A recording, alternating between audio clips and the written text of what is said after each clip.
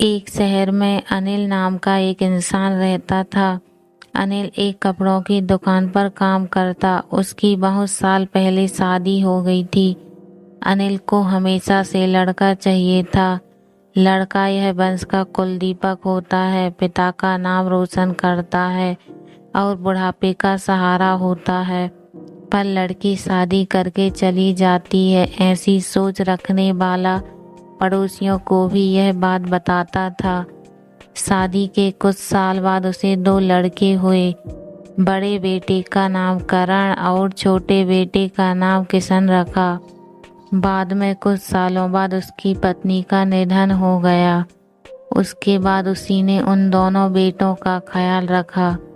समय बीता और उसके दोनों बेटे बड़े हो गए और अब दोनों बेटे नौकरी कर रहे थे। दोनों की शादी भी हो गई। शादी होने के बाद भी वह सब एक साथ ही रहते। कुछ साल एक साथ खुशी में गए, लेकिन बाद में दोनों भाई एक दूसरे के साथ झगड़ा करने लगे। दोनों बहुओं में छोटी छोटी बातों पर मतभेद होने लगी। यह सब देखकर अनिल को बहुत बुरा लगता। अब दोनों ने अलग रहने का निर्णय लिया और वह अलग हो गए। फिर पिताजी का ख्याल कौन रखेगा, ऐसा सवाल उठा। दोनों बेटे एक एक महीना संभालेंगे, ऐसा तय किया। अनिल एक बेटे के साथ 1 महीने के लिए रहने लगा, फिर दूसरे बेटे के पास 1 महीना, ऐसा उसका बंटवारा हुआ। पर जैसे जैसे वक्त बीतता गया वैसे वैसे बहुओं और बेटों में अनिल को लेकर झगड़ा होने लगा। दोनों बेटों के घर में झगड़े का कारण अनिल रहने लगा। यह बात अनिल को अच्छे से समझ आई थी। अब अनिल को पुरानी यादें याद आने लगी थी। उसने जिंदगी में कितनी बड़ी गलती की थी, यह उसे अब समझ में आ रही थी। पर अब इसका क्या फायदा। आखिर दोनों बेटों ने पिताजी को वृद्धाश्रम भेजने का निर्णय लिया। एक दिन दोनों ही पिताजी को लेकर वृद्धाश्रम में गए।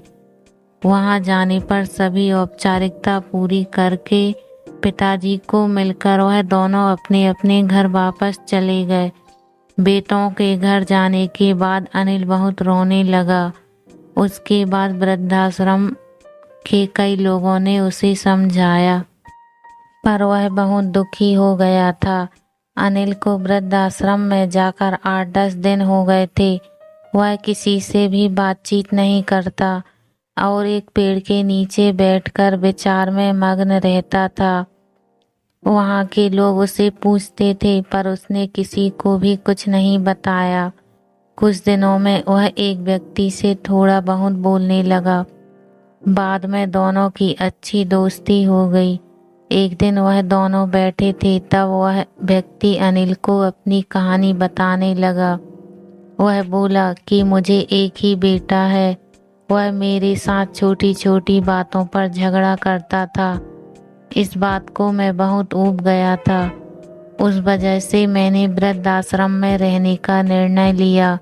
मुझे कभी कभी लगता था कि मुझे बेटे के साथ एक बेटी भी होती तो कितना अच्छा होता। कदाचित आज वह मेरे बुढ़ापे की लाठी बन सकती। उसका बोलना सुनकर अनिल और ज्यादा दुखी हो गया और वह बहुत गहरे विचारों में खो गया। अनिल को दुखी अवस्था में देखकर उसके दोस्त ने पूछा, आप क्या सोच रहे हो? आपके सामने देखो, उस दिखने वाले 2 व्यक्तियों में से एक हमारे वृद्धाश्रम के मालिक हैं। उनका नाम कैलाश सेठ और दूसरी उनकी बेटी है। उसका नाम आराध्या है। वृद्धाश्रम का सारा काम उनकी बेटी संभालती है। कैलाश सेठ इनको एकमात्र बेटी थी। बेटी माँ और पिताजी से बहुत प्यार करती है।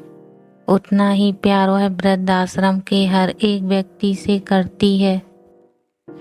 अनिल सिर्फ उसकी तरफ देखते ही रह गया और उसका मन और भी ज्यादा दुखी होने लगा।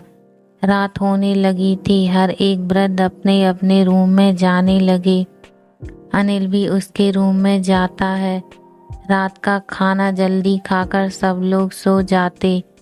अनिल को उसका भूतकाल याद आता है। अनिल की शादी होने के बाद उसे पहली बेटी हुई थी। उस वक्त उसे बहुत गुस्सा आया था। पत्नी के मना करने के बाद भी गुस्से में उसने बेटी को उठाया और दूर जाकर उसे वहां छोड़ आया, पर अब पश्चाताप करने के सिवाय रास्ता भी नहीं था। अनिल को रात भर नींद नहीं आई। दूसरे दिन वृद्धाश्रम में एक छोटा सा प्रोग्राम था। हर एक जन जल्दी उठता है और अपने अपने काम में लग गए। दोपहर को सब लोग हॉल में एकत्रित हुए। कैलाश सेठ और आराध्या भी आए हैं वहां पर। प्रोग्राम चालू था। तब कैलाश सेठ का ध्यान 2-3 बार अनिल की तरफ गया। अनिल उनको बहुत उदास बैठा हुआ दिखा। उनको लगता है कि शायद उसकी तबीयत अच्छी नहीं होगी। प्रोग्राम खत्म होने के बाद वह अनिल से बात करने के लिए उनके पास जाते हैं। वह अनिल को दुखी होने का कारण पूछते हैं। तभी अनिल बहुत रोने लगता है और थोड़ी देर बाद वह अपनी पूरी कहानी उनको बताता है कि मुझे भी पहली बेटी हुई थी, पर मुझे बेटी नहीं चाहिए थी, इसीलिए मैं गुस्से में आकर उसे छोड़कर आया। आज जब मैंने आपको आपकी बेटी के साथ देखा तो तभी मुझे समझ आया कि बेटी कितना प्यार करती है। मेरी बेटी भी मेरे साथ होती तो मुझे यहाँ वृद्धाश्रम में रहना नहीं पड़ता। मेरे दोनों बेटों ने मुझे दुख के सिवा कुछ भी नहीं दिया। मैंने किए हुए पापों की सजा आज मैं भुगत रहा हूँ। अनिल की सब बातें सुनकर कैलाश सेठ को मन में बहुत दुख हो रहा था। दुखी होकर वो अनिल को बोलते हैं कि यह मेरी बेटी नहीं है, मुझे यह नदी किनारे मिली थी। मैं उसे घर ले आया और बहुत प्यार से बड़ा किया। मैं और मेरी पत्नी उससे बहुत प्यार करते हैं और वह हम दोनों से भी उतना ही प्यार करती है। पूरी कहानी सुनने के बाद अनिल बोलता है कि मैंने मेरी बेटी को भी नदी के किनारे मंदिर के पास छोड़ा था। यह सुनकर कैलाश सेठ को थोड़ा गुस्सा आया और वह वहां से निकलने ही वाले थे।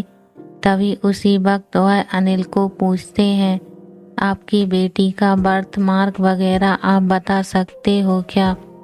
अनिल ने तुरंत जवाब दिया, हाँ बता सकता हूँ। उसके बाएं हाथ पर और पैर पर एक उंगली ज्यादा थी। यह जवाब सुनकर कैलाश सेठ को विश्वास होता है कि आराध्या उसी की ही बेटी है। यह सब सुनकर कैलाश सेठ वहां से चला जाता है। वह चले जाने पर आराध्या वहां पहुंचती है और वह अनिल को बोलती है कि मैंने आप दोनों की पूरी बात सुन ली है। आपने मेरे बारे में जो भी कहा वह सुनकर मेरा मन बहुत दुखी हो गया। एक पिता खुद की बेटी के बारे में ऐसा निर्णय ले सकते हैं, यह सुनकर मुझे बहुत बुरा लगा। आपने जो भी किया वह बहुत गलत था। आपने मुझे बेटी बोलने का अधिकार खो दिया है। मैं आपकी बेटी होकर भी आप मुझे रास्ते पर छोड़कर चले गए थे और मैं उनकी बेटी ना होते हुए भी उन्होंने मुझ पर जान निछावर कर दिया। इसीलिए वही मेरे सच्चे पिता हैं। आप इस वृद्धाश्रम में रह सकते हैं, पर आज आपने उनके सामने जो बोला है वह फिर कभी भी उनके सामने मत बोलिएगा, क्योंकि आज तक मैंने उनको इतना दुखी कभी भी नहीं देखा। इतना बोलकर आराध्या वहाँ से चली गई।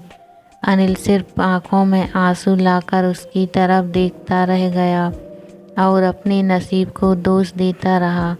दूसरे दिन सुबह किसी को भी ना बताते हुए अनिल वृद्धाश्रम छोड़कर चला गया।